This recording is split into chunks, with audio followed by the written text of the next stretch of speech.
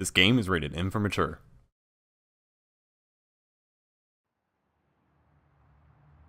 Hello everybody, Aho Chatale, it's Tea Party Cthulhu here, and welcome back to more Vampire the Masquerade Bloodlines. In the last episode, we helped out our little buddy Mercurio here, and, well, as you can see, he's not exactly in the best of shape, but luckily we went and picked up some astrolite for him, and we're keeping explosives in our pocket for him, because that's pretty safe. And so, in this episode, he told us that, well, if we look at our quest log, I don't have to really tell you, but there's a warehouse that's being used by the Sabbat, and we need to infiltrate and destroy it. The only problem is that the only person who knows where it is Bertram Tung. He's in hiding because of a feud with Therese Vorman, who's the owner of the Asylum nightclub. We have to find some way to call off the feud, so the smartest way to go about this, of course, is let's just go to the Asylum and see what we can do with Therese.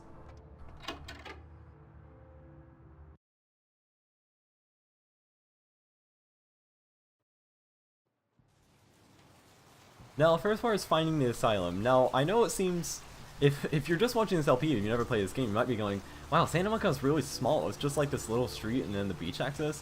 There's a whole other half of it that we haven't even seen yet. If we go to 2nd Street, which if you're running to near where the beach access is, it's really easy to get to. You can also get to it from the sewers if you're Nosferatu, which is, I mean, the smart thing to do, but I'm not, luckily, so I don't have to do that. And you can see there's this whole other section of Santa Monica that we haven't even seen, including such amazing establishments such as Foxy Boxes and that diner that E told us about. But here's the Asylum right here. We might as well not dilly-dally. Oh. Wow. We already have a Doomsayer here. You know, I keep comparing this game to the Elder Scrolls. It's making it too easy now. But I've been delaying on the main quest long enough for most of the quests, so let's just go inside the Asylum.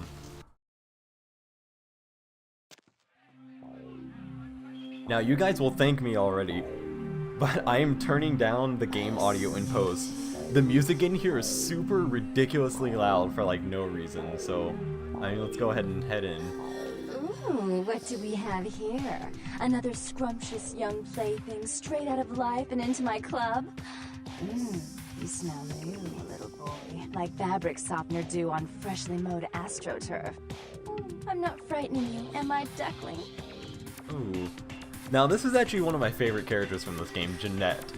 Oh, well, I accidentally spoiled her name. I'll bleep that out in post. But this is one of my favorite characters from the game, so, we can be a little nice. Frightening isn't the word I'd use. Exciting is more like it. You guys will be so happy that I upped my subterfuge for this. I can tell you and I are going to get along just like fire hoses. Fire hoses? That's like the lamest thing I've ever heard. When we get turned on, there's bound to be flames. Oh, okay, that makes sense. So, who are you?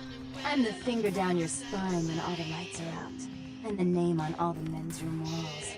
When I pout, the whole world tries to make me smile, and everyone always wants to know who is that girl. Does this girl have a name? I am Jeanette. And this bit of chaos crammed in a certifiable giggle is my club. I just love to give you funny feelings all night, sweetheart, but I really must trouble with some business. We'll reunite sweet and soon, I promise. Well, again, this is one of my favorite characters in the game, so I'm gonna be nicer. Soon can't come soon enough, goodbye. Now I should note, for this character and a character that we're also about to meet, it's actually very important how nice you are to them. In fact, you have to be extremely calculating exactly how nice you are to them. I'll explain later because it's more relevant later, but soon can't come soon enough. Goodbye.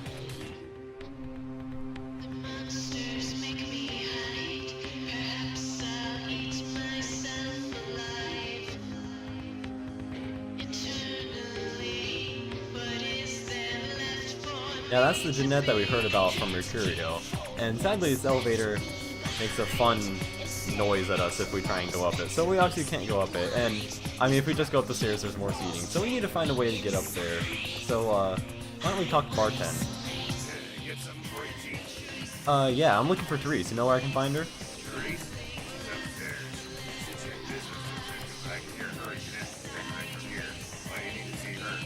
I need to talk to her.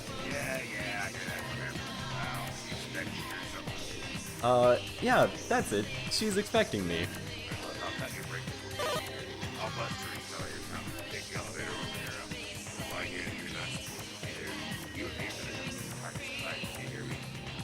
Yeah, this guy's pretty scary looking. I wouldn't want that. So, thanks. Goodbye. And it's awful nice of him to let us up anyway. I mean, any business in the real world would probably not do that. Now we can make it up to Therese and presumably Jeanette. Your city? Last time I looked, it was called Santa Monica, not stuck-up bit. Oh, gosh, I can't even look at you sometimes. Jessica. Oh, Therese, you really do paint a flattering portrait of me with your turn-of-the-century vibe. I always assumed you could do nothing but look down on me. Just the sight of you. The sight of that wicked, painted house, concealing that dirty, diseased mind. Sin! You have no sin. Let's see who is without sin cast the fierce tone. Go ahead and mock me. You pull your pranks, make fun of my ways. But you, you're just one big joke. Don't you call me that. Should I start calling a duck a pig again? I'm your sister. How can you treat me like this? That's it, Jeanette. Run away from the truth. I'll take care of everything, as always. I mean, it's not exactly an uncommon, I guess, sound. That's not exactly the way to word for me, but, for me, so. I'm nothing more about this, so. Please, come in. I do apologize for my sister's crassness if it made you uncomfortable. She's unabashedly scandalous, but in the club business, I suppose that kind of personality's a necessary evil. Well, I guess if you say so.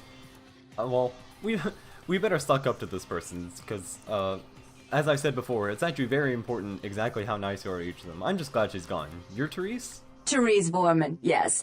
I'm the proprietor of this club, and the only person in this city whose good side it's in your best interest to stay on. What brings you to Santa Monica? I need you to call off the feud with Tongue. I'm just gonna be straight up with you. Tongue's exile is self-imposed, I assure you.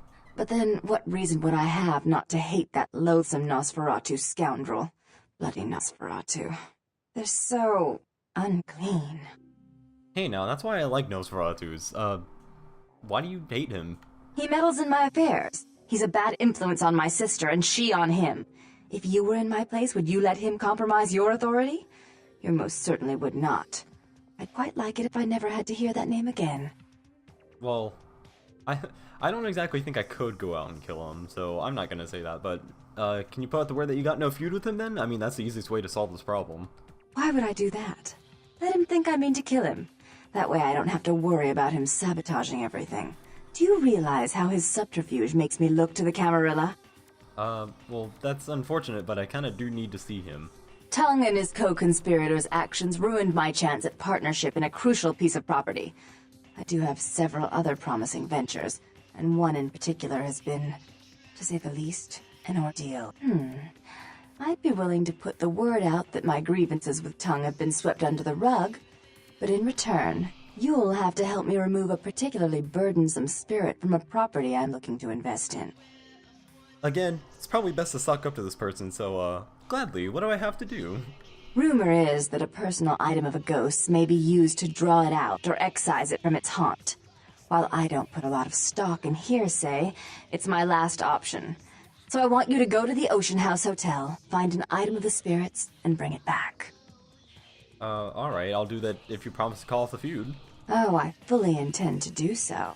You'll find that dealing with me on the whole is appreciably more predictable than dealing with some of the egomaniacs that are my peers. So long as our business doesn't go sour, my word is gold.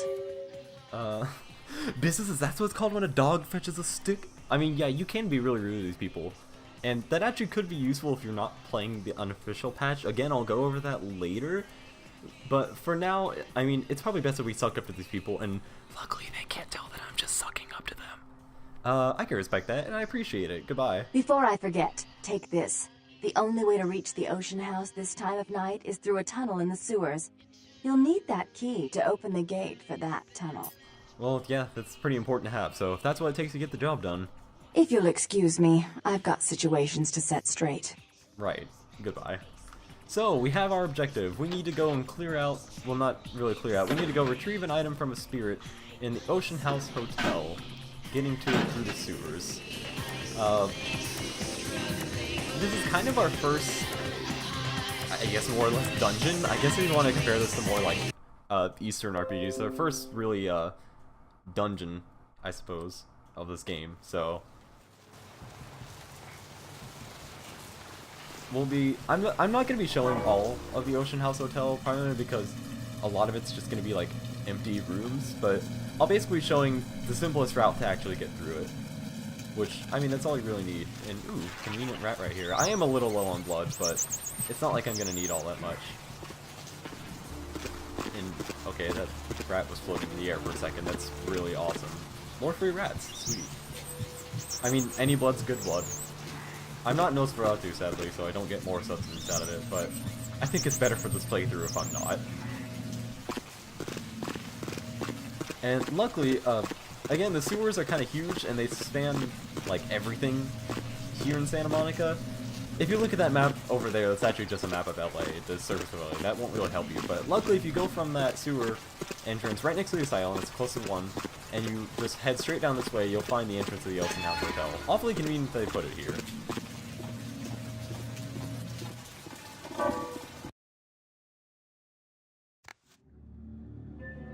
And we get a very interesting track of music from the soundtrack. This game's soundtrack is, I guess, interesting to say the least. And we see the Grand Ocean House Hotel.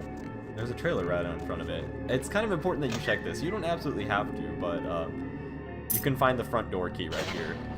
And wow, wait. Wow, that door closing noise is straight out of GoldenEye. Like, okay, I'm sorry, but that has to be said before we go in. And the light explodes as we go up to it. Not a good sign. Yeah, if you didn't pick up the key, this door is lockpick difficulty 5, which, I mean, I could do a blood buff, but why not just go pick up the key?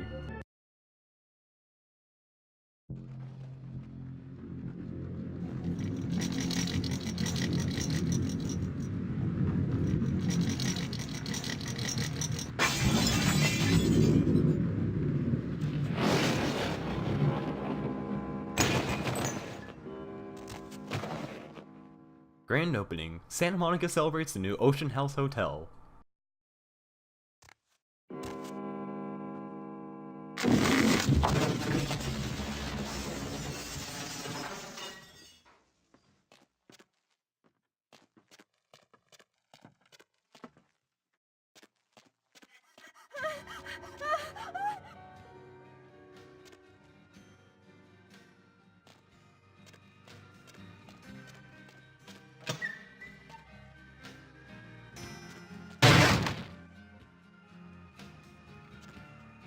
Hotel Hell. Child severed head found in hotel laundry room.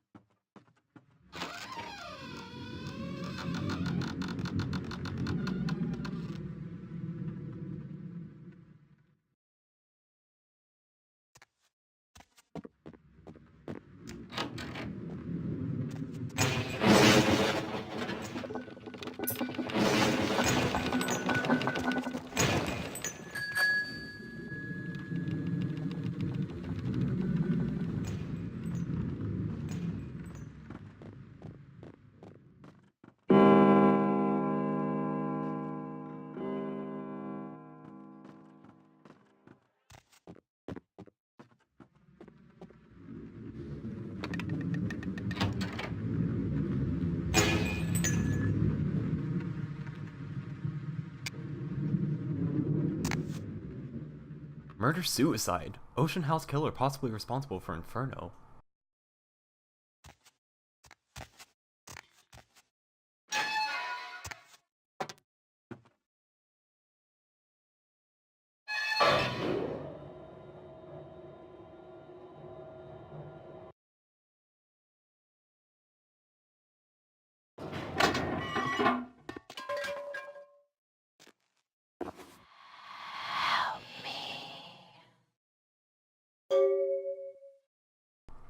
This is the charred remains of what looks like a diary.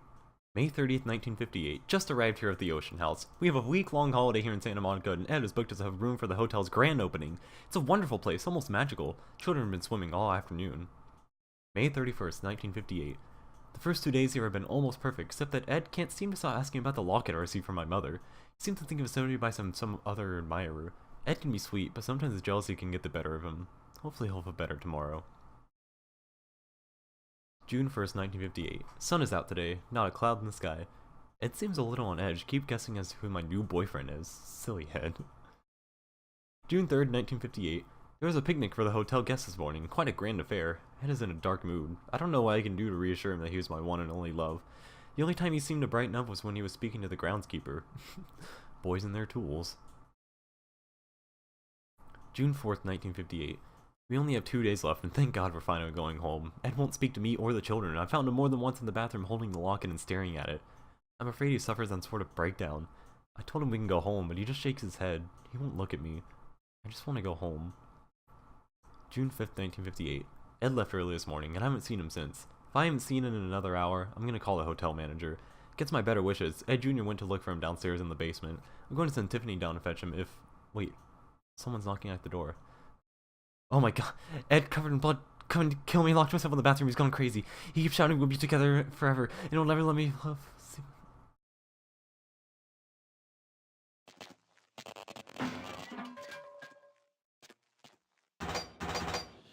He's coming.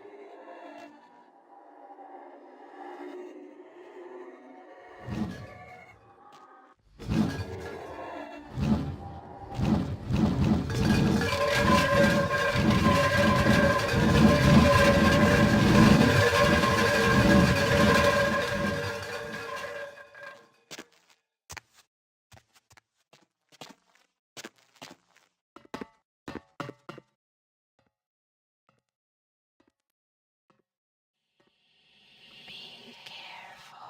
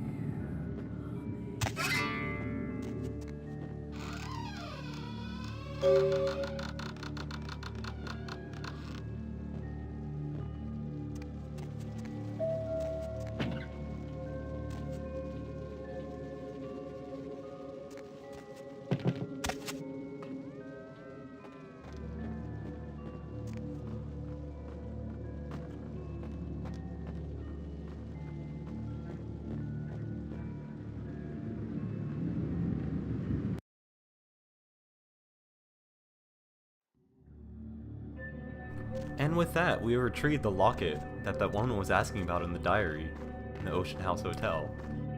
And now it's our time to go and return it to Therese. Oh boy.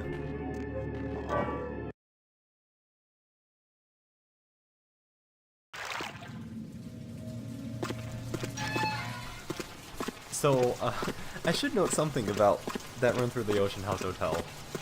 Again, I decided to keep it silent to keep with the mood. The first time I did this, I actually commentated over it, but I wasn't being serious enough, and it really lost kind of all of its charm when I wasn't.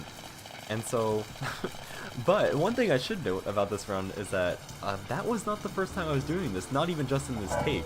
Obviously, I had the take before, but it's not even the first time I was doing it. First time I was running through, near the end when like the steam is popping out of the walls, I actually died. Like, I legitimately died. That is the first time I've died in this whole playthrough. So now let's go and return that pendant to Therese. And get out of this super loud music that makes me have to turn down stuff in post.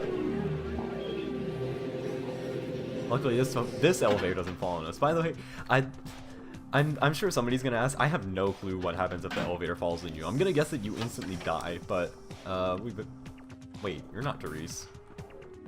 Not even a knock? I could have been undressing. And who knows what I would have had to do to you. You're here to see Her Royal Majesty Queen Victoria, aren't you? Yeah, I need to see Therese. Therese is out making a show of how well her lips fit on the pants seat of the Camarilla. Did you happen to find her chastity belt or something? I'd rather discuss this with Therese, not you. I'm sorry, Jeanette. I mean, you are one of my favorite characters in this whole game. I really do like your aesthetic. I like the pigtails. I approve. But I need to discuss it with Therese, not you. So, Therese told me you might be back with something for her. Do you have it with you? Now, this is extremely important and kind of spoilery, but I'm just gonna say it. Do not give the pendant to Jeanette. Keep it. Do not give it to Jeanette. So I'm gonna say I'm not giving it to anybody but Therese. I'm sorry, Jeanette, but this is for Therese. I'm not just some silly doll, you know. All my life, my sisters made me out to be a joke.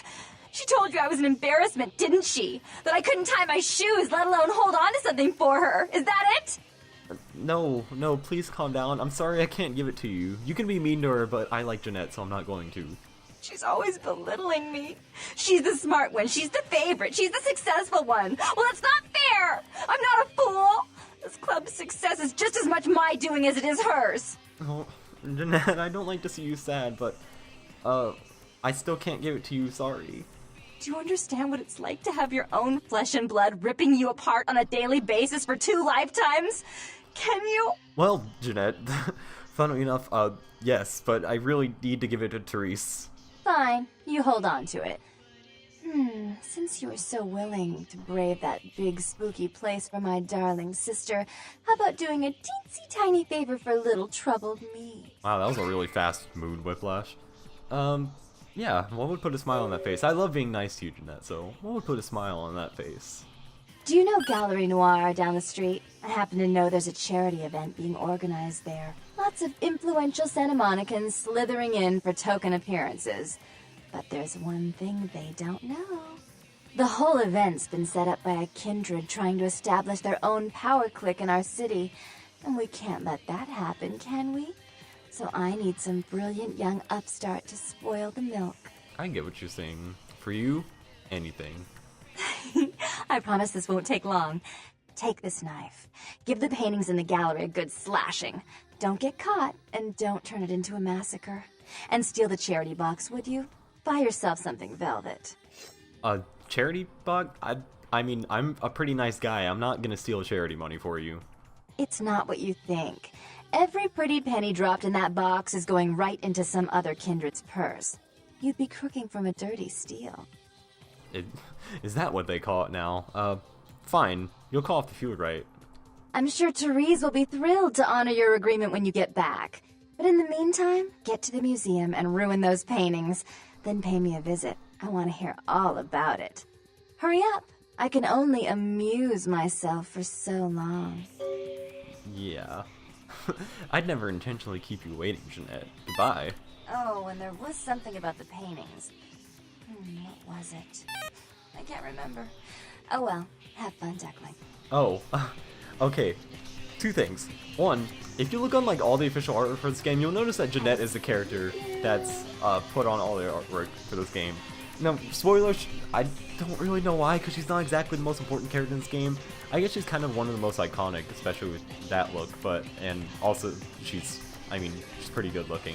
Okay, also on that note, wondering why I'm using all the seduction stuff on Jeanette, it's not because I'm like attracted to Jeanette or anything. I mean, if you guys know anything about me, you know that I'm like super ultra mega gay, but I mean, I'm well nice, she's good looking. Also, I'm gonna say this, I don't know if I said this before actually, I can't remember, it's been a long time since the beginning of doing this, but it's very, very important that you're nice to the Vorman sisters, and especially that you keep track of how nice to them you are. I'm going to give you tips for this later when it becomes more relevant, but trust me, this will be extremely relevant in quests coming up. But on that note, oh, wow, So I think that's all for this time. In the next time in Vampire the Masquerade Bloodlines, we will take care of slashing these paintings for good old Jeanette here, one of our favorite characters. And see if we can get Therese back and see if we can get her to call off the feud with Tongue. So thank you all for watching, and peace out.